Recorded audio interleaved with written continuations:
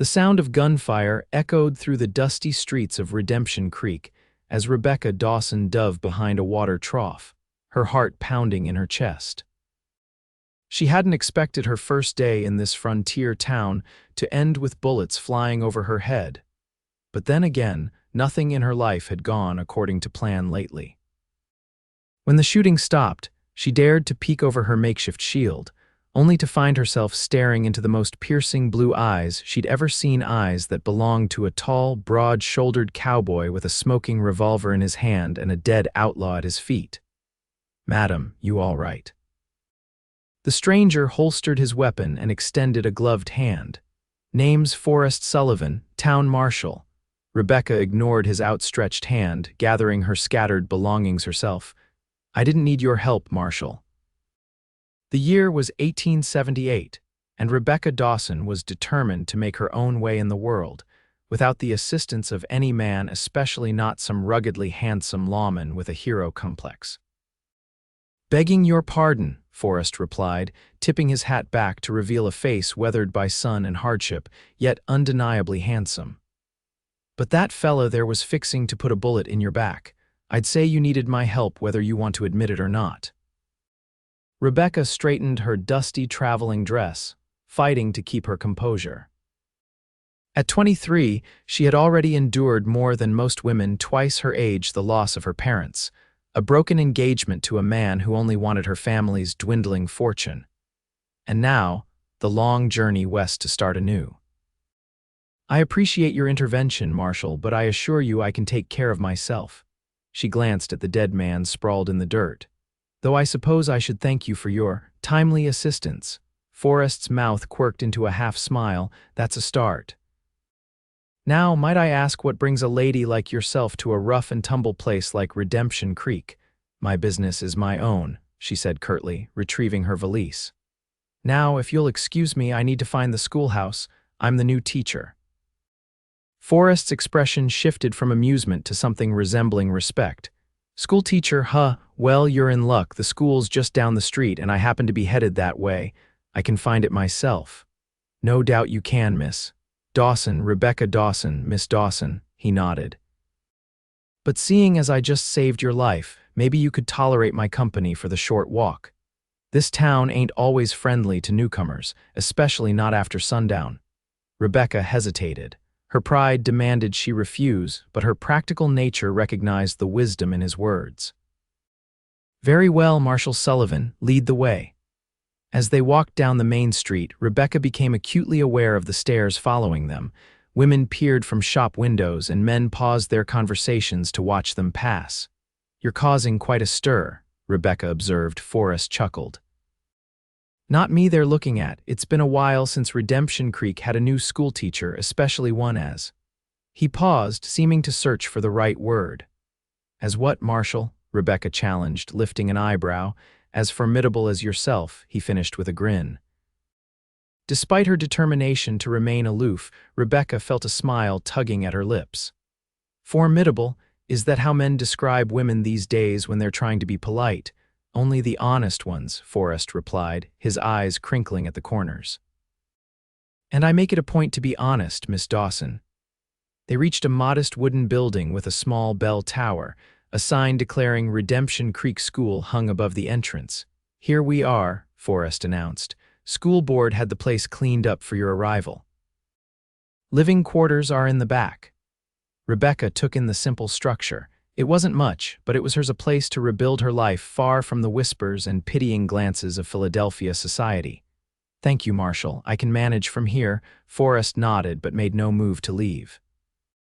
"Town meetings tomorrow night at the church. Folks will want to meet their new teacher. I can escort you if you'd like." "That won't be necessary," Rebecca replied quickly. "I'm perfectly capable of walking myself to a church." A flicker of something disappointment, perhaps, crossed Forrest's face. "Of course. Well, my office is just down the street if you need anything. Lock your doors at night, Miss Dawson. Redemption Creek might be growing civilized, but it's still got some wild edges." As he turned to leave, Rebecca found herself calling after him. "Marshal Sullivan," he looked back, hat in hand. "Yes, Miss Dawson, thank you for earlier." Forrest smiled, a genuine smile that transformed his rugged features and made her heart skip unexpectedly. "Just doing my job, madam. Welcome to Redemption Creek." Rebecca watched him walk away, his tall figure cutting an impressive silhouette against the setting sun. Only when he disappeared around a corner did she release the breath she hadn't realized she was holding. This town, she decided, was going to be more challenging than she'd anticipated, and it had nothing to do with teaching children their letters and numbers. The schoolhouse was simple but clean, with rows of wooden desks facing a larger teacher's desk at the front. A blackboard covered much of one wall, and bookshelves, though sparsely populated, lined another. The living quarters in the back consisted of a small bedroom, a modest kitchen, and a sitting area with a pot-bellied stove. Rebecca began unpacking her few possessions, placing her mother's silver-backed hairbrush on the dresser and arranging her small collection of books on a shelf. Among them was a leather-bound journal, a parting gift from her aunt who had raised her after her parents' deaths. "To write your new story," Aunt Margaret had said, "one where you are the heroine, not the victim." Rebecca ran her fingers over the embossed cover. She had come west to escape her past, to forge a new identity as something other than the jilted fiancé of Charles Whitcomb, the man who had courted her for her family's fading fortune, only to abandon her when he discovered there was little left. A knock at the door startled her from her reverie. Cautiously, she approached, remembering the marshal's warning. "Who is it?" she called. "Abigail Howard, dear. I'm on the school board."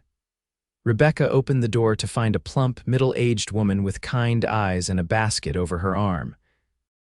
"I thought you might be hungry after your journey," Abigail said, offering the basket. "Just some bread, cheese, and preserves, nothing fancy." "That's very thoughtful. Please come in." Rebecca stepped aside, suddenly aware of the bareness of her accommodations. Abigail entered, her shrewd eyes taking in everything. "It's not much, I know, but it's clean. We can help you make it homier." "It's perfect," Rebecca assured her. "I don't need much." Abigail placed the basket on the small table. "I heard about the excitement when you arrived. Trust Forrest Sullivan to make a dramatic first impression." "He did save my life," Rebecca admitted, "though I'm still not entirely clear on what happened." "That was Elias Thorne, one of the McCready gang. They've been terrorizing the territory for months." Abigail shook her head.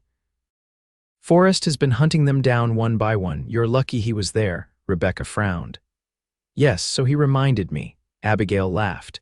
"Don't let his confidence fool you. Forrest Sullivan is a good man, lost his wife and child to fever 5 years back. Hasn't been the same since, though you'd never know it to talk to him." Rebecca felt a pang of sympathy, so the marshal understood loss too. "I'm sorry to hear that." "Life out here is hard, Miss Dawson. We all carry our scars." Abigail patted her hand, "but we help each other bear the weight. That's how we survive." After Abigail left, Rebecca stood by the window, watching as lamps were lit across town, pinpricks of light against the gathering darkness. She thought of Forrest Sullivan, of the shadows in his eyes that his easy smile couldn't quite conceal. Perhaps they weren't so different, she and the marshal. Both wounded, both rebuilding. But while he had chosen to remain open to the world, Rebecca had closed herself off, determined never again to be vulnerable. As she prepared for bed, she made a silent vow. She would be a good teacher to these frontier children, a respected member of this community, but she would guard her heart. No matter how many times Forrest Sullivan saved her life, she would never give him or any man the power to break her again. The following morning dawned bright and clear. Rebecca rose early, eager to explore the school and prepare for her students who would arrive in 2 days' time. She dressed in a simple blue calico dress, pinned up her chestnut hair, and after a quick breakfast of bread and jam, began examining the schoolroom more thoroughly. The books were outdated but serviceable. She found slates and chalk, a world atlas missing several pages, and a collection of McGuffey readers. It wasn't the well-stocked classroom she'd left behind in Philadelphia, but it would do. She was writing her name on the blackboard when a small face appeared at the window. A girl of about 8 with blonde braids and curious eyes watched her intently. Rebecca smiled and waved her in. The girl hesitated, then pushed open the door. "Good morning," Rebecca greeted her. "I'm Miss Dawson, the new teacher." "I know," the girl said, inching forward. "Pa said you shot a man yesterday." Rebecca stifled a laugh. "I'm afraid your pa was misinformed. I didn't shoot anyone." The girl looked disappointed. "Oh, Pa said Marshal Sullivan saved you from bad men." "That part is true," Rebecca conceded. "What's your name?" "Lily Sullivan," the girl answered proudly. Rebecca's heart sank. "Sullivan, are you the marshal's daughter?" Lily shook her head. "He's my uncle. My pa is his brother, Daniel Sullivan. We have a ranch outside town." Relief flooded Rebecca, followed immediately by confusion at her own reaction. What did it matter if Forrest Sullivan had a child? It wasn't as if she— "Miss Dawson," Lily interrupted her thoughts. "Are you going to teach us about dinosaurs? My last teacher said they weren't real, but Uncle Forrest showed me bones they found out in the Badlands." Rebecca smiled. "Yes, we'll certainly discuss dinosaurs and many other fascinating things." The door opened again, and Rebecca looked up to see Forrest himself standing in the entrance, hat in hand. Her breath caught at the sight of him in daylight.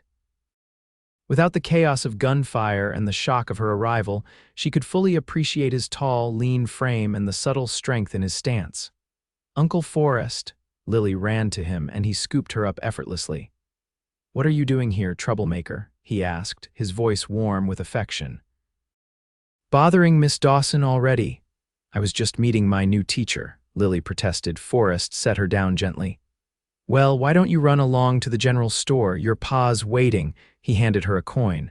"Get yourself a peppermint stick, but don't tell your ma I said so." Lily beamed, pocketed the coin, and with a quick goodbye to Rebecca, dashed out the door. "Sorry about that," Forrest said, turning to Rebecca. "Lily's always been overly curious." "No need to apologize. She's delightful." Rebecca busied herself arranging books, aware of his eyes on her. "Did you need something, Marshal?" "Just checking in, making sure you're settling in all right." He took a few steps into the classroom, glancing around. "Place looks better already." "Thank you, it's coming along." "I also wanted to make sure you weren't still shaken up from yesterday." Rebecca straightened. "I assure you I'm fine. It takes more than a minor altercation to unsettle me." Forrest's eyebrows rose. "Minor, Miss Dawson, that altercation would have left you dead if I hadn't been passing by." "Yes, and I thanked you for your intervention," she replied, her tone cooling. "But I don't need continued supervision." "That's not what he broke off, frustration evident in the set of his jaw. "Look, I'm not questioning your capability, but Elias Thorne wasn't operating alone. The rest of the McCready gang is still out there, and they don't take kindly to losing one of their own." Rebecca's confidence faltered. "Are you saying I might be in danger?" "I'm saying it pays to be cautious." Forrest moved closer, and Rebecca caught the scent of leather and pine. "I'd feel better if you'd let me escort you to that town meeting tonight." Rebecca hesitated. Pride warred with practicality in her mind. Finally, practicality won. "Very well, Marshal, I accept your offer." Relief softened his features. "Good, I'll come by around 7. As he turned to leave, Rebecca noticed a book on the shelf that had been pushed askew.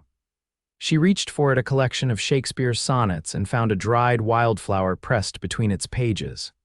"This is lovely," she said, examining the delicate purple bloom. Forrest glanced back, his expression changing when he saw what she held. "That was Elizabeth's, my wife's. She taught here before." "I'm sorry," Rebecca said quickly, closing the book. "Mrs. Howard mentioned I shouldn't have pried." "No, it's all right." He approached, taking the book gently. "Elizabeth loved poetry, said it helped civilize the frontier children." A sad smile crossed his face. "That's a prairie crocus, first flower to bloom after winter. She used to say it was nature's promise that even the harshest seasons don't last forever." Rebecca felt a lump form in her throat at the tenderness in his voice. "She sounds like a remarkable woman." She was. Forrest carefully returned the book to the shelf. "You remind me of her a bit, same determination." The comparison unsettled Rebecca. "I'm sure we're nothing alike, Marshal." "Maybe not," he conceded, "but she would have liked you, I think." With that, he tipped his hat and left, leaving Rebecca staring after him, troubled by the connection he'd drawn and the unexpected warmth that stirred in her. Throughout the day, Rebecca continued preparing her classroom, but her thoughts kept returning to Forrest Sullivan. She'd come to Redemption Creek to escape the past and start anew, not to become entangled with a widowed marshal still haunted by the ghost of his wife. Yet something about him called to her, despite her best efforts to remain indifferent. Perhaps it was the gentleness she'd witnessed with his niece, or the quiet strength he carried, or the flash of vulnerability when he spoke of Elizabeth. Whatever it was dangerous. As evening approached, Rebecca changed into her best dress, a deep burgundy with modest lace trim at the collar and cuffs. She pinned her hair up, allowing a few curls to frame her face, then immediately chided herself for taking such care with her appearance. This was a town meeting, not a social call, and Forrest Sullivan was escorting her out of duty, not interest. Still, when a knock came at precisely 7 o'clock, her pulse quickened. She opened the door to find Forrest dressed in clean black trousers and a pressed white shirt, his badge polished and pinned to his vest. He'd shaved, she noticed, and his dark hair was neatly combed. "Evening, Miss Dawson," he said, his eyes taking in her appearance with undisguised appreciation. "You look lovely." "Thank you, Marshal," she replied, fighting a blush. "Shall we go?" They walked side by side down the main street, now bustling with families heading toward the white clapboard church at the end of town. Rebecca was acutely aware of Forrest beside her, of how he occasionally placed a hand at the small of her back to guide her around a puddle or past a rowdy group of cowboys. "Everyone's staring," she murmured as they approached the church. "They're curious about you," Forrest replied. "New faces are rare enough, but a beautiful, educated woman from back east, you might as well be from another planet." "I'm hardly that exotic," Rebecca protested, though secretly pleased by the compliment. "To these folks you are," Forrest gestured around. "Most of them have never been east of the Mississippi. Some have never left the territory." Inside the church, oil lamps cast a warm glow over rows of wooden pews. Rebecca was introduced to so many people, their names and faces blurred together: ranchers and their wives, shopkeepers, the doctor, the blacksmith, the telegraph operator, Mayor Clifton Jenkins, a portly man with an impressive mustache, called the meeting to order. After discussing various town matters, the need for repairs to the bridge, complaints about stray dogs, plans for the upcoming Founders' Day celebration, he turned to Rebecca. "Now, folks, let's properly welcome our new schoolteacher, Miss Rebecca Dawson, all the way from Philadelphia." Rebecca found herself standing before the crowd, every eye upon her. She swallowed hard and began to speak about her teaching philosophy, her plans for the school, and her hope to become a valuable member of the community. As she spoke, her gaze kept finding Forrest, who watched her with an intensity that both unnerved and emboldened her. When she finished, the applause was genuine and warm. "Thank you, Miss Dawson," Mayor Jenkins said. "We're mighty fortunate to have someone of your caliber taking charge of our children's education." The formal meeting concluded, and people gathered in small groups to socialize. Rebecca found herself surrounded by mothers eager to discuss their children's abilities and needs. From across the room, she noticed a striking blonde woman approach Forrest, placing a familiar hand on his arm. "That's Vivian Mercer," whispered Abigail Howard, who had appeared at Rebecca's side. "Owns the Golden Rose Saloon, been sweet on Forrest for years." Rebecca tried to appear disinterested. "Is that so?" Started pursuing him about a year after Elizabeth passed. Most folks thought it was too soon, but Vivian's never been one to care about propriety. Abigail's eyes twinkled with gossip. "Never got anywhere with him, though." "Well, it's hardly any of my business," Rebecca said, though she couldn't help feeling a twinge of satisfaction. Later, as Forrest escorted her home through the moonlit streets, Rebecca found herself relaxing in his company. They discussed the meeting, the town's inhabitants, and the challenges facing the frontier community. "You made quite an impression," Forrest told her. "Even old Harrison Bates was nodding along, and he's been against book learning since I've known him." Rebecca laughed. "I noticed him. He seemed to be evaluating whether I was worth the salary the town's paying me." "That's exactly what he was doing," Forrest confirmed with a chuckle.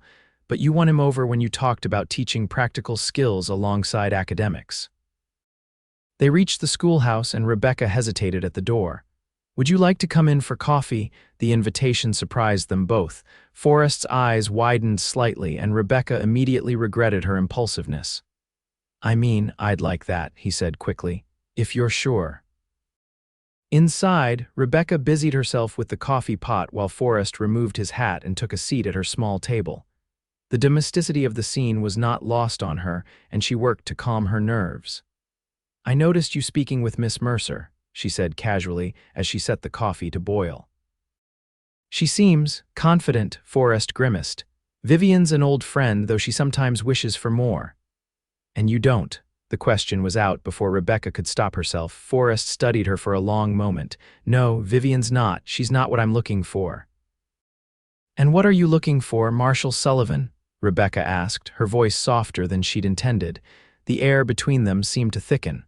Forrest stood and moved toward her, stopping just short of where propriety would demand.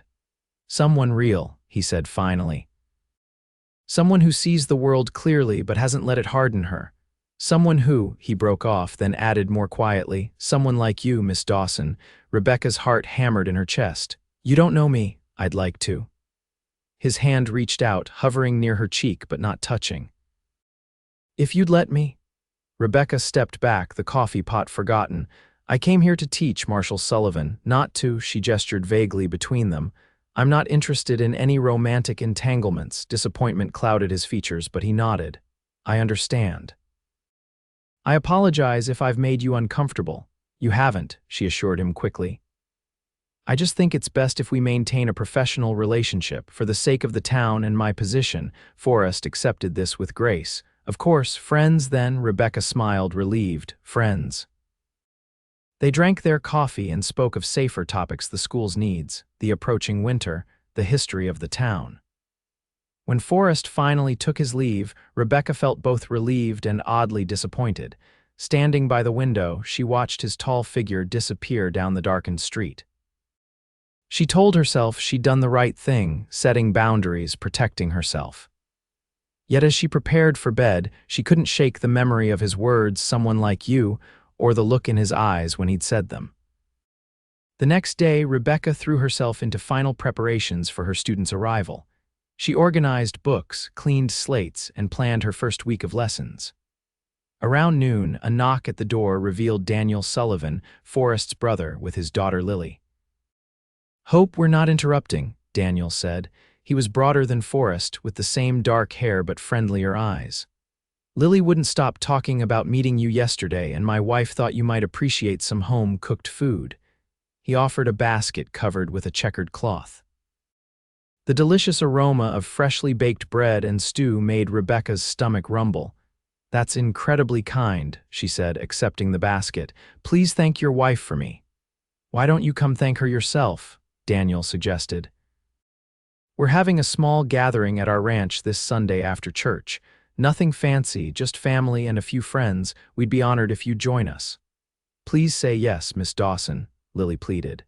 "I want to show you my pony and my books and the dinosaur bone Uncle Forrest gave me." Rebecca hesitated. "Will the marshal be there?" Daniel's eyes twinkled knowingly.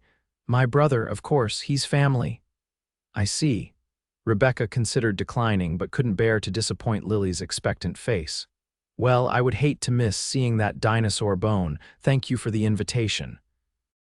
"I'd be delighted to come." Lily clapped her hands in excitement and Daniel tipped his hat. "Excellent. Forrest can bring you out after the service." After they left, Rebecca berated herself for accepting. She'd just established boundaries with Forrest, and now she'd agreed to spend an afternoon with his family. But it was too late to retract without seeming rude, and besides, she needed to build relationships in this community. That's all this was, she told herself firmly: community integration. The next 2 days passed in a whirlwind, as Rebecca welcomed her students, 22 children ranging from 6 to 16 years of age. They were a diverse group, from the well-dressed children of merchants to the rough-and-tumble offspring of ranchers. A few mixed-race children from families who straddled the white and Native American communities, and even the son of the Chinese laundry owner. Rebecca found them bright and eager, if somewhat behind in their studies compared to her Philadelphia pupils. What they lacked in formal education, however, they made up for in practical knowledge and resilience. On the third day of school, Rebecca was in the middle of a geography lesson when the door opened and Forrest stepped in. The children immediately straightened in their seats, several of the boys looking at him with undisguised admiration. "Pardon the interruption, Miss Dawson," he said, removing his hat. "Could I have a word?" Rebecca nodded. "Class, continue reading the chapter on the Rocky Mountains. I'll be just outside." On the schoolhouse steps, Forrest's expression was grave. "We've received word that 2 members of the McCready gang were spotted near Copper Canyon, heading this way." Rebecca's stomach tightened. "Do you think they're coming for revenge?" "Can't say for certain, but I'm not taking chances." He ran a hand through his hair, a gesture she was beginning to recognize as a sign of concern. "I've deputized some men to help patrol. I'd like you to stay in town, keep the schoolhouse locked after hours, and let me know if you notice anything suspicious. You think I'm in danger?" "I think we should be careful," he corrected. "This gang doesn't play by any rules. They've killed women and children before." The bluntness of his words sent a chill through Rebecca. "What about the children? Should we close the school?" Forrest shook his head. "No need to panic folks yet. Just keep an eye out. Maybe don't let any child walk home alone for now." "Of course." Rebecca glanced back at the schoolhouse, protective instincts surging. "I'll make sure they're safe." Forrest's expression softened. "I know you will." He hesitated, then added, "About Sunday, I understand if it needs to be postponed," Rebecca said quickly. "Actually, you'd be safer at the ranch than here in town. More people, more guns." A wry smile touched his lips. "Plus, my sister-in-law would have my hide if I kept her from meeting you. She's been planning the menu since Daniel told her you accepted." Despite the tension of the moment, Rebecca found herself smiling. "Well, I wouldn't want to disappoint her. So you'll still come?" "Yes, I'll come." Relief flooded his face. "Good, that's good." He glanced toward the street, ever vigilant. "I should get back to my rounds. Be careful, Rebecca." It was the first time he'd used her given name, and the intimacy of it lingered in the air between them. She should correct him, insist on formality, but found she couldn't. "You too, Forrest." His eyes warmed at her use of his name, and for a moment they simply looked at each other. Then he nodded, replaced his hat, and strode away. Rebecca returned to her classroom, working to control the trembling in her hands. The threat of danger was real, but it wasn't just fear that had her unsettled. It was the realization that despite her best intentions, Forrest Sullivan was becoming important to her, far more important than was wise. The remainder of the week passed without incident, though Rebecca noticed an increased presence of armed men around town. Forrest visited the school each day, ostensibly to check on security, but lingering to discuss books with her students or help the older boys with mathematics problems. Rebecca found herself looking forward to these visits, even as she tried to maintain a professional distance. Sunday arrived clear and cool, with the first hints of autumn coloring the distant hills. Rebecca dressed carefully in a forest green dress with a fitted bodice and full skirt, one of the few fine garments she'd brought from Philadelphia. She pinned her hair in a simple but elegant style and added her mother's pearl earrings, her one concession to vanity. After church, where Rebecca endured more curious stares and whispered comments than she cared for, Forrest approached her. "Ready?" he asked, and something in his tone suggested he meant more than just the visit to his brother's ranch. "Yes," she replied, matching his seriousness. They rode in a small buggy, the landscape opening around them as they left town behind. Rolling hills dotted with pine and aspen stretched toward distant mountains, the land wilder and more beautiful than Rebecca had imagined. "It's breathtaking," she murmured. "It is," Forrest agreed, though when she glanced over, he was looking at her, not the scenery. The Sullivan Ranch came into view, a substantial 2-story home with a wide porch, surrounded by barns, corrals, and grazing land. Smoke curled from the chimney, and as they approached, Rebecca saw Lily waving excitedly from the porch. "Uncle Forrest, Miss Dawson," she called. "Mama says dinner's almost ready." The next few hours were a whirlwind of introductions, conversation, and more food than Rebecca had seen in months. Forrest's sister-in-law, Margaret Sullivan, was a warm, capable woman who clearly ruled her household with a firm but loving hand. 2 more children besides Lily Thomas, a serious 10-year-old boy, and infant James completed the family. After dinner, while the men discussed ranch business on the porch, Margaret showed Rebecca around the house. In the parlor, Rebecca's eye was drawn to a daguerreotype on the mantel, a younger Forrest with a petite woman and a small child. Elizabeth and their daughter, Sophia, Margaret said softly, noticing Rebecca's interest. They were wonderful people. How old was Sophia when? Rebecca couldn't finish the question. 3, Margaret's voice held old grief. Scarlet fever took them both within days of each other. Forrest was away tracking a rustler by the time he got back. Rebecca's heart ached for him. How terrible. It nearly destroyed him, Margaret admitted. For a year he barely spoke, barely ate, just did his job like a man sleepwalking. She turned to Rebecca with surprising intensity. But lately he's been different, since you arrived. Rebecca shook her head. I hardly know him. Sometimes that doesn't matter, Margaret smiled. I've known Forrest Sullivan for 15 years, and I haven't seen him look at anyone the way he looks at you since Elizabeth was alive. Rebecca didn't know how to respond. Fortunately, she was saved by Lily bursting into the room, eager to show her the promised dinosaur bone and her collection of books. Later, as the sun began to set, the family gathered on the porch. Daniel played the fiddle while Margaret sang in a clear, sweet voice. Rebecca sat beside Forrest on the porch steps, a respectable distance between them, yet she felt his presence acutely. Your family is wonderful, she told him quietly. They are, he agreed. I'm lucky to have them. He glanced at her. Do you have family back east? Just my aunt, Rebecca replied. My parents died when I was 16, influenza. I'm sorry. It was a long time ago. She smoothed her skirt. My aunt raised me after that, made sure I received an education. I lived with her until. She trailed off, unwilling to mention Charles. Until, Forrest prompted gently. Rebecca sighed. There was no avoiding it. Until my engagement ended, rather publicly and humiliatingly. Understanding dawned in Forrest's eyes. So that's why you came west. Partly, she admitted. I wanted a fresh start, somewhere no one knew me or my history. Somewhere I could be judged on my own merits, not on gossip or scandal. What happened?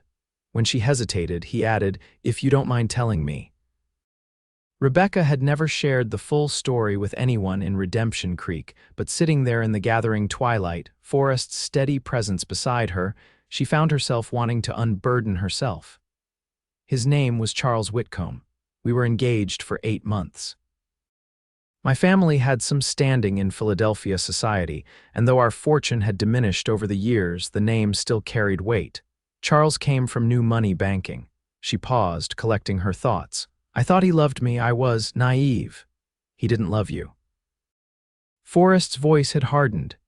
He loved what he thought my family could offer his social aspirations. When he discovered my father's businesses had left more debts than assets, he ended our engagement, at a ball in front of half of Philadelphia society. The memory still stung. He didn't even have the decency to do it privately. Forrest was quiet for a long moment. He sounds like a coward. He was, Rebecca agreed, but the experience taught me something valuable. I learned not to trust so easily, not to give my heart to someone who hasn't earned it. And has anyone earned it since? The question hung between them, loaded with meaning. Rebecca looked up to find Forrest watching her intently, the fading light casting shadows across his handsome face. No, she whispered. No one has. But even as she said it, she felt the walls around her heart trembling, threatening to crumble under the weight of his gaze. The moment was broken by Lily's excited call. Uncle Forrest, look at the stars coming out. As the night deepened, more guests arrived, neighboring ranchers and their families, coming for what Rebecca learned was a regular Sunday gathering. A bonfire was lit, more music played, and under the vast canopy of stars, Rebecca found herself drawn into the warmth of this frontier community. When it was time to return to town, Rebecca was surprised by her reluctance to leave. The Sullivan Ranch, with its boisterous family life and simple pleasures, had awakened something in her, a longing for connection she'd buried after Charles's betrayal. The ride back to town was quieter, both Rebecca and Forrest lost in their own thoughts. As they passed through a wooded area about a mile from town, Forrest suddenly tensed, pulling the buggy to a halt. "What is it?" Rebecca whispered, alarmed by his sudden vigilance. "Not sure," he murmured, reaching for the rifle beside his seat. "Thought I saw movement in those trees." Rebecca's heart began to race. "The McCready gang, stay here," Forrest ordered, climbing down from the buggy. "If you hear gunfire, take the reins and ride for town. Don't stop for anything." "Forrest, no, please, Rebecca." The look he gave her was intense. "I can't protect you if I'm worrying about you getting caught in crossfire." Reluctantly, she nodded. Forrest disappeared into the trees, his footsteps nearly silent on the pine-needled ground. Rebecca sat frozen in the buggy, straining to hear any sound beyond the pounding of her own pulse in her ears. Minutes stretched like hours. Then a twig snapped nearby, and Rebecca whirled to see a figure approaching the buggy from the opposite side of the road, a man, ragged and unshaven, a revolver in his hand.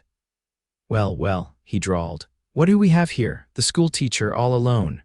Rebecca's blood ran cold.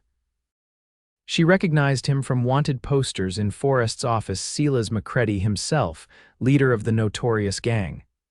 "I'm not alone," she said, trying to keep her voice steady. "Marshal Sullivan is off chasing shadows," McCready finished with a cruel smile. "My boys led him on a nice little diversion." He moved closer, the gun trained on her.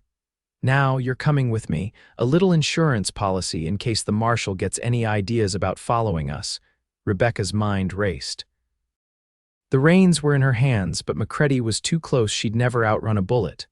"What do you want from me?" she asked, playing for time. "You're the bait, darlin'. Sullivan killed my brother Elias, an eye for an eye, as they say." He gestured with the gun. "Now get down nice and slow." Rebecca complied, her thoughts whirling. As her feet touched the ground, she heard a welcome sound, Forrest's voice, hard as steel. "Let her go, McCready." Rebecca turned to see Forrest emerging from the trees, rifle aimed at McCready's chest. Two bodies lay on the ground behind him, McCready's diversion permanently silenced. "Sullivan," McCready sneered. "Just the man I was hoping to see." In one swift motion, he grabbed Rebecca, pulling her against him as a shield, his gun pressed to her temple. "Drop the rifle or she dies." Fear paralyzed Rebecca, but beneath it burned anger that this man dared to use her, that he threatened the life she was building, that he aimed to hurt Forrest through her. "Do as he says," she told Forrest, meeting his eyes meaningfully. In those brief seconds, she tried to communicate her intent, praying he would understand. Forrest's jaw tightened, but he slowly bent to place his rifle on the ground. "Let her go, McCready. This is between you and me." "Oh, I'll let her go," McCready said, "after you're dead." As he shifted his aim toward Forrest, Rebecca acted. Remembering self-defense techniques her father had insisted she learn, she drove her elbow hard into McCready's ribs, simultaneously stomping on his instep with all her strength, his grip loosened in surprise and pain. Rebecca twisted away, dropping to the ground as Forrest drew his revolver with lightning speed. Two shots cracked through the night air and McCready fell, a look of shock frozen on his face. Rebecca stared at the outlaw's body, trembling with the aftermath of terror and adrenaline. Then Forrest was beside her, gathering her into his arms, his heart hammering against her cheek. "Are you hurt?" he demanded, his voice rough with fear. "Rebecca, tell me you're not hurt." "I'm fine," she managed, though tears threatened. "I'm all right." He pulled back to examine her face, his eyes wild with a mixture of relief and something deeper, more primal. Before she could speak, his mouth descended on hers in a desperate, hungry kiss that stole her breath and ignited her blood. For one glorious moment, Rebecca surrendered to the sensation, her arms winding around his neck, her body molding to his. Then reality intruded and she pushed against his chest, breaking the kiss. "We can't," she gasped. "I can't." Forrest stepped back immediately, though his eyes still burned with unspoken emotion. "I'm sorry, I shouldn't have." "It's not that," Rebecca interrupted, wrapping her arms around herself. I can't do this again. I can't give myself to someone only to be left broken when they decide I'm not what they want, understanding dawned in Forrest's eyes. Rebecca, I'm not Charles. I know that, she whispered, but I made a promise to myself when I came west, no entanglements, no heartbreak. Some promises are meant to be broken, he said softly. Some risks are worth taking. She shook her head, tears spilling down her cheeks. Not for me, not again, please understand. Pain flashed across his face, but he nodded. I understand, he gestured to McCready's body. I need to get him back to town, evidence that the gang's leadership is finished. The ride back to Redemption Creek was tense with unspoken words. By the time they reached the schoolhouse, Rebecca had composed herself, though her lips still tingled from Forrest's kiss. Thank you for getting me home safely, she said formally as he helped her down from the buggy. Forrest's expression was shuttered, the openness of earlier gone. Just doing my job, Miss Dawson. The return to surnames cut deeper than Rebecca expected. Forrest, it's late, he interrupted. You should get some rest, school tomorrow. With that, he climbed back into the buggy and drove away, leaving Rebecca standing alone in the moonlight, her heart heavy with the certainty that she'd done the right thing and the growing fear that she'd made a terrible mistake. The next few weeks passed in a blur of routine. Rebecca threw herself into teaching, expanding the curriculum and organizing a small lending library for the town with books donated by families and ordered from back east. She became a fixture at community events, joining the church's Ladies' Aid Society and helping with preparations for the upcoming Founders' Day celebration. Forrest maintained a polite distance. He still checked on the school regularly, but their interactions were brief and professional. Rebecca told herself this was what she wanted, what she had asked for. Yet each time he tipped his hat and called her Miss Dawson in that formal tone, a little piece of her heart seemed to wither. The defeat of Silas McCready had brought peace to the region. The remaining gang members had scattered or been captured, and Forrest was hailed as a hero once again. Rebecca heard from town gossips that Vivian Mercer had renewed her pursuit of the marshal, now that his enhanced reputation made him an even more desirable catch. Saw them having dinner at the hotel restaurant last night, Abigail Howard mentioned casually as they arranged flowers for the church. Vivian was wearing a new dress from Denver, cost more than most folks make in a month, I'd wager. Rebecca kept her expression neutral. The marshal's personal life is none of my concern. Abigail gave her a knowing look. If you say so, dear. She paused, then added more gently, sometimes pride costs us more than it's worth. The comment stung with its accuracy, but Rebecca pushed the feeling aside. She had made her choice and she would live with it. Founders' Day arrived on a perfect October morning. The town was decorated with bunting and banners, and the main street had been cleared for a parade. Children ran about excitedly, women arranged food on long tables in the town square, and men set up games and contests. Rebecca supervised her students, who were to perform patriotic recitations as part of the celebration. As she adjusted young Timothy Brown's collar, she spotted Forrest across the square, resplendent in his best clothes, Vivian Mercer on his arm in a crimson dress that drew every eye. Something twisted painfully in Rebecca's chest. She turned away, focusing on her students, only to find Lily Sullivan watching her with two perceptive eyes. Uncle Forrest is sad, the girl announced without preamble. Rebecca blinked. I'm sure he's fine, Lily. He looks quite happy. Lily shook her head firmly. He pretends. But he doesn't laugh like he used to, not since the night you came to dinner. Before Rebecca could formulate a response, Mayor Jenkins called for everyone's attention to begin the festivities. The day proceeded with speeches, performances, contests, and a massive community meal.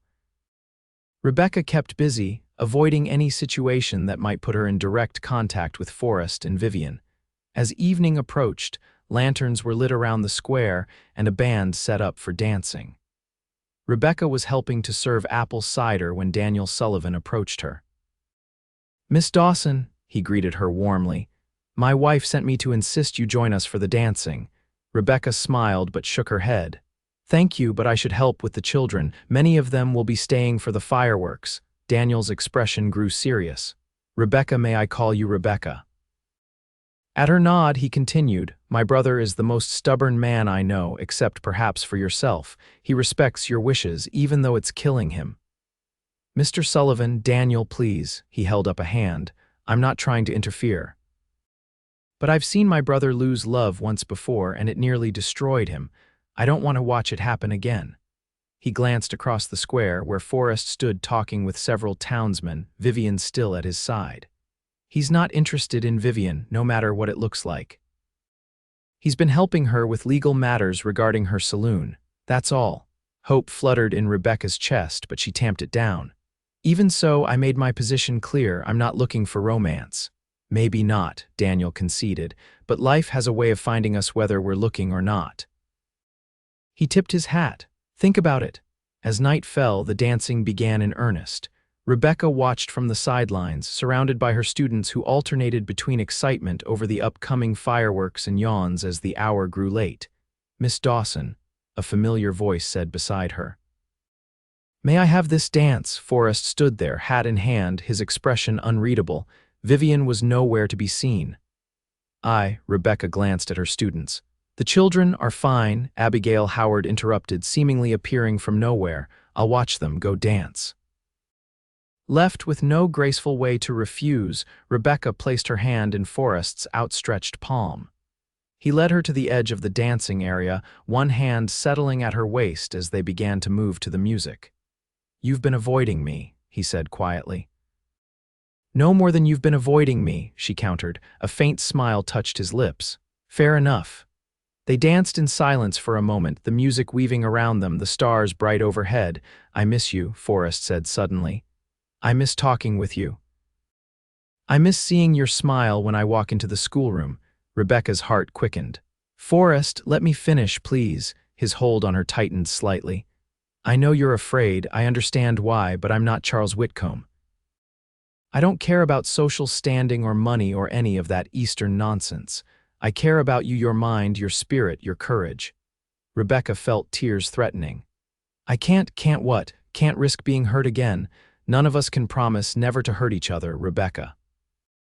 Life doesn't work that way." His eyes held hers, intense and honest.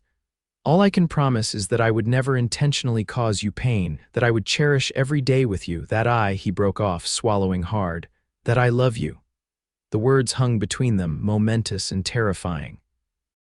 Rebecca felt as though she stood at the edge of a precipice, the ground crumbling beneath her feet. "I need time," she whispered. Disappointment flickered across his face, but he nodded. "I understand."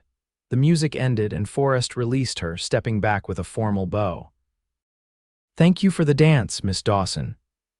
As he walked away, Rebecca felt a crushing sense of loss. She returned to her students, going through the motions of excitement as the fireworks began, but seeing nothing but the pain in Forrest's eyes as he'd left her. Later that night, alone in her quarters, Rebecca took out the journal her aunt had given her. She had barely written in it since arriving in Redemption Creek, too busy building her new life. Now she opened it to a blank page and began to pour out her confusion, her fear, and the undeniable truth she'd been fighting for weeks. She loved Forrest Sullivan. The realization, once admitted, seemed both terrifying and wonderfully simple. She loved him, his strength and his vulnerability, his dedication to justice and his tenderness with children, the way he saw her, truly saw her, not as a possession or an ornament, but as a partner. But was love enough? Could she trust him after what had happened with Charles? Rebecca closed the journal, her decision unmade. Sleep eluded her as she wrestled with her heart and her fears until dawn began to break over the eastern hills. Sunday morning found her in church, barely hearing Reverend Miller's sermon as her eyes kept straying to where Forrest sat with his brother's family. He looked tired, she thought, as though he too had passed a sleepless night. After the service, as congregants gathered on the church steps, a commotion erupted at the far end of town. Shouting and the crack of a gunshot sent people scurrying for cover. Forrest immediately pushed through the crowd, heading toward the disturbance. "Bank robbery," someone called. "3 men on horseback," Rebecca's heart leaped to her throat as she watched Forrest and two deputies race toward the bank. More gunshots echoed and people screamed. Without conscious thought, Rebecca ran after him, ignoring calls for her to take shelter. She reached the corner in time to see one of the robbers emerge from the bank, firing wildly. Forrest took aim and fired, dropping the man where he stood. But as he turned, another robber appeared from inside, rifle raised. "Forrest!" Rebecca screamed, but her warning came too late. The shot caught him in the shoulder, spinning him around. He fell hard, and Rebecca's world narrowed to his crumpled form on the dusty street. The remaining deputies returned fire, killing the second robber as the third fled on horseback. Rebecca ran to Forrest, dropping to her knees beside him, heedless of her Sunday best. "Forrest, oh God, Forrest!" His eyes fluttered open, focusing on her face with effort. "Rebecca, you shouldn't be here, dangerous." "Don't you dare lecture me," she choked, tears streaming down her face.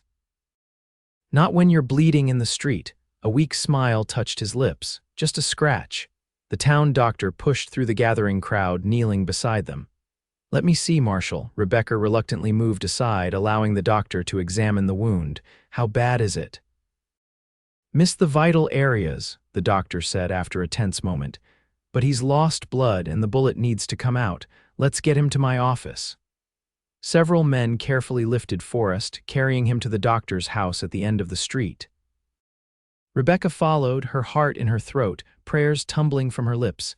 Outside the doctor's surgery, she paced, refusing offers to go home and rest. Margaret Sullivan arrived, embracing Rebecca wordlessly before they sat together on a hard bench, waiting for news. "He's strong," Margaret said after a while. "He'll pull through." Rebecca nodded, unable to speak past the lump in her throat. All she could think was that Forrest might die without knowing how she truly felt that her fear had kept her from admitting her love, even to herself. An hour passed, then two. Finally, the doctor emerged, wiping bloody hands on a towel. "He's stable, bullets out, wound cleaned and stitched. He lost blood, but with rest and care he should recover fully." Rebecca sagged with relief. "Can I see him?" The doctor nodded, briefly. "He's sedated but conscious." Inside the small surgery, Forrest lay pale against white sheets, his shoulder heavily bandaged. Rebecca approached cautiously, her heart pounding. "Rebecca," he murmured, his voice weak but clear. "You're here." "Of course I'm here," she whispered, taking his hand. "Where else would I be?" His fingers tightened around hers. "Thought I dreamed you at the bank." "No dream, I saw you fall." Her voice broke. "I thought I'd lost you before I had the chance to tell you." "Tell me what?" he prompted when she faltered. Rebecca took a deep breath, all her fears suddenly insignificant compared to the prospect of life without him. "That I love you, that I've been a fool letting fear keep me from happiness. That if you'll still have me, I want." Forrest tugged her hand, pulling her closer until she was perched on the edge of the bed. "Say it again," he demanded softly. "I love you," she repeated, tears flowing freely now, "and I'm so sorry for pushing you away." A smile broke across his face, transforming it despite the pain and exhaustion. "Don't be sorry, just kiss me." Rebecca laughed through her tears, leaning down to press her lips to his in a gentle, tender kiss that nonetheless held the promise of passion to come. "Finally," he murmured against her mouth. The doctor cleared his throat from the doorway. "That's quite enough excitement for now, Marshal. You need rest." Rebecca straightened, blushing, but kept hold of Forrest's hand. "I'll be back tomorrow." "Promise?" Forrest asked, suddenly vulnerable. "I promise," she said firmly. "Wild horses couldn't keep me away." Over the next few weeks, as autumn deepened toward winter, Rebecca split her time between teaching and nursing Forrest back to health. He recuperated at his brother's ranch, where the fresh air and Margaret's cooking accelerated his healing. Rebecca visited daily after school, bringing books to read aloud, news from town, and increasingly her heart laid bare. They talked for hours about their pasts, their dreams, their fears, and their growing love. Each visit ended with kisses that grew longer and more passionate as Forrest regained his strength. "I was so afraid," Rebecca admitted one evening as they sat on the porch, watching the sunset paint the mountains gold and crimson. "Not just of being hurt again, but of what I felt for you. It was so much stronger than what I felt for Charles. It terrified me. Forrest's arm tightened around her shoulders. I understand fear, believe me. After Elizabeth and Sophia died, I thought I'd never love again, didn't want to risk that kind of pain. He pressed a kiss to her temple. But when I saw you standing in that dusty street, brave and beautiful and stubborn as hell, something inside me came back to life.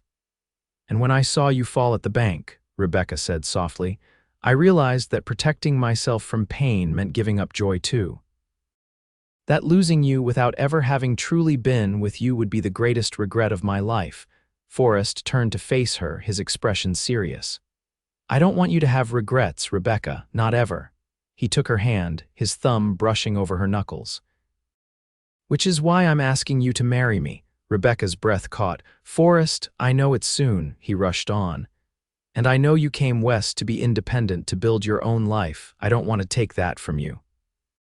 I want to be part of it, to support your teaching, to build something together, to wake up beside you every morning for the rest of our lives. Tears filled Rebecca's eyes. Yes, she whispered. Yes, I'll marry you. The kiss that followed was a promise, a covenant sealed with their bodies pressed close and their hearts beating as one. They were married in the church on Christmas Eve, with snow falling gently outside and candles illuminating the simple space. Rebecca wore a gown of ivory satin, sent by her aunt, who wrote that she would visit in the spring to meet this remarkable man who had captured her niece's heart. Forrest wore a new suit, his marshal's badge polished and pinned to his lapel, his eyes never leaving Rebecca as she walked down the aisle to him. I promise to cherish you, he vowed, his voice strong and sure. To respect your independence and support your dreams. To protect you when you need it and to stand aside when you don't. To love you through all of life's seasons until death parts us. Rebecca's voice trembled as she replied, I promise to trust you with my heart, to be your partner in all things. To face whatever comes with courage because you're by my side. To love you without reservation or fear for as long as we both shall live. When Reverend Miller pronounced them husband and wife, the church erupted in cheers. Lily Sullivan tossed flower petals with abandon, and Daniel Sullivan wiped suspiciously at his eyes. That night, in the small house they would share until they could build their own on land Forrest had purchased at the edge of town, Rebecca faced her final fear, the intimacy of marriage. But in Forrest's gentle hands and passionate embrace, she found not the surrender she had dreaded, but a joining of equals, a giving and taking that left them both breathless and bonded in ways that transcended the physical. I love you, Mrs. Sullivan, Forrest murmured into her hair as they lay tangled together in the aftermath. Rebecca smiled against his chest, her heart full to bursting. And I love you, Mr. Sullivan, more than I ever thought possible. As winter gave way to spring, Rebecca continued teaching, though rumors of her condition began to circulate when her dresses needed letting out. By summer, there was no hiding the gentle swell of her belly, and Forrest took to resting his hand there whenever possible, marveling at the life they had created. A girl, I think, he said one evening as they sat on the porch of their newly completed home, watching fireflies dance in the gathering dusk. With your spirit and intelligence, or a boy, Rebecca countered, with your courage and integrity. Either way, Forrest said, pulling her close, this child will know they're loved, as will any others who follow. Rebecca smiled, thinking of how far she had come from that frightened, wounded woman who had stepped off the stage in Redemption Creek a year ago. She had found not just love, but a home, a community, a purpose. No regrets, Forrest asked, seeming to read her thoughts. Rebecca turned in his arms, bringing her lips to his in a kiss that still held the power to make her pulse race. Not one, she whispered against his mouth. Not one single regret. As the stars emerged above them and the sounds of the frontier night surrounded their home, Rebecca knew with absolute certainty that she had made the right choice. In opening her heart to Forrest Sullivan, she had not lost herself as she had feared, but found herself stronger, braver, and more complete than she had ever been. And when their daughter was born that autumn, with her father's blue eyes and her mother's determined spirit, Rebecca named her hope for the emotion that had brought them together and the promise of all that was yet to come. In the years that followed, Redemption Creek grew and prospered, becoming a true town with a hotel, a proper school building where Rebecca continued to teach even as her family expanded to include a son 2 years after Hope's birth. Forrest eventually hung up his marshal's badge to focus on ranching, building a legacy for their children on land that stretched toward the mountains he had once patrolled. And though life on the frontier was never easy, bringing hardships, challenges, and occasional dangers, Rebecca never again tried to refuse Forrest's touch, knowing that in his arms she had found not just passion, but the home she had searched for all her life.